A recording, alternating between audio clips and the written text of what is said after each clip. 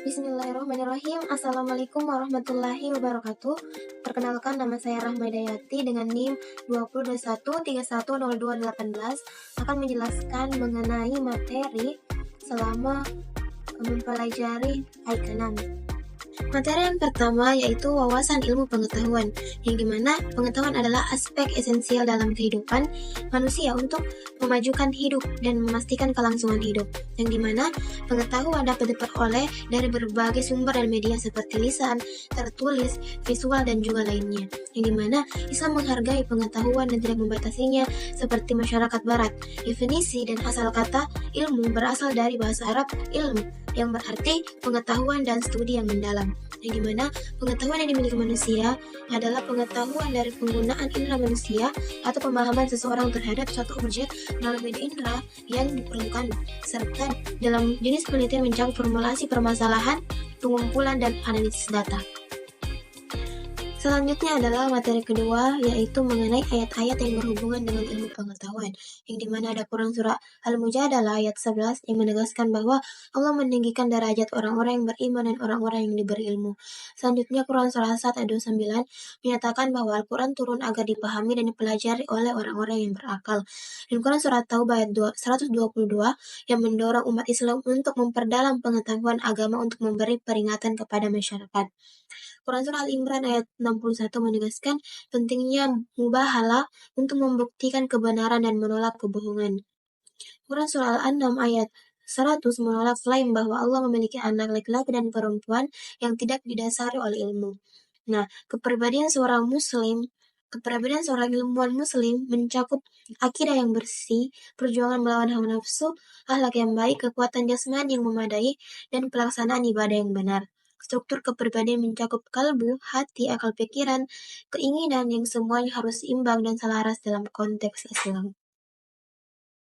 Materi ketiga adalah ilmu falak, yang dimana ilmu falak mengalami perkembangan pesat dengan munculnya para pakar baru yang menggunakan pendekatan pergerakan nyata benda langit untuk perhitungan waktu sholat dan penentuan arah kiblat, yang dimana dasar hukum ilmu falak mempelajari ilmu falak wajib diwajibkan dalam Islam karena berkaitan dengan penentuan arah kiblat. Mempelajari ilmu falak dapat berbeda-beda, mulai dari fardu ain kemudian fardu kifayah.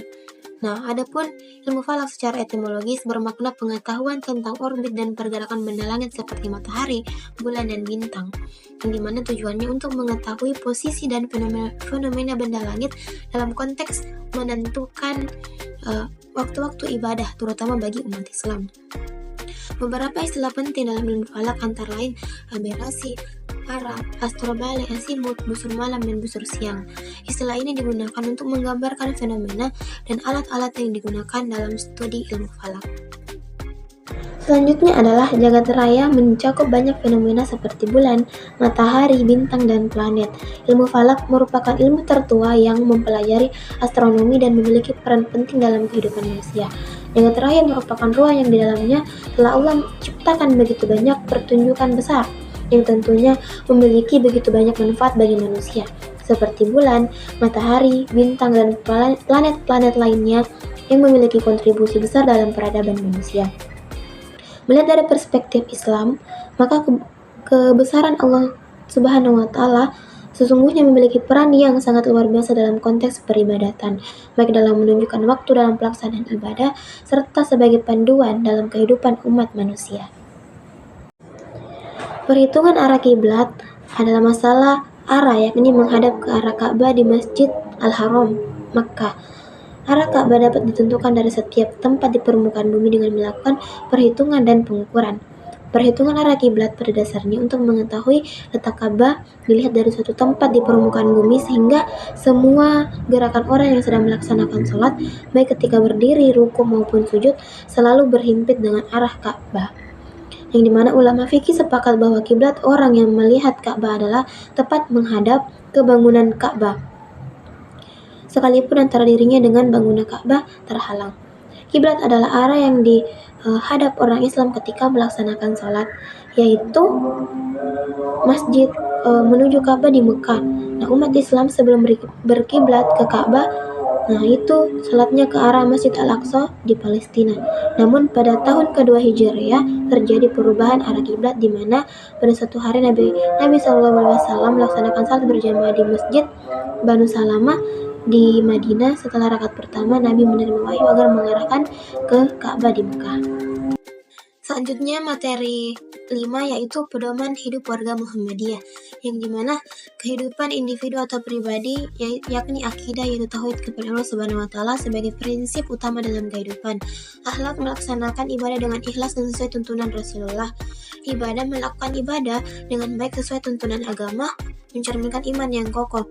Muamalah duniawi memandang kehidupan dunia secara positif dengan pendekatan berpikir burhani, bayani, dan irfani. Dan kehidupan keluarga yakni sebagai tempat utama untuk mensosialisasikan nilai-nilai Islam. Fungsi keluarga yakni mewujudkan keluarga sakinah, mawaddah, dan warahmah, mengembangkan generasi muslim yang berkualitas, kehidupan sosial dan bermasyarakat. Hubungan sosial menjalin hubungan baik dengan tetangga dan anggota masyarakat lainnya, baik muslim maupun non-muslim. Prinsip bisnis, berbisnis dengan prinsip sukarela, keadilan, dan tidak merugikan orang lain. Pengelolaan harta, mengelola harta kekayaan sebagai amanah dari Allah dengan cara diperkenankan agama. Setiap aspek kehidupan dalam pedoman nilai-nilai Islam bersumber dari Al-Quran dan juga As-Sunnah.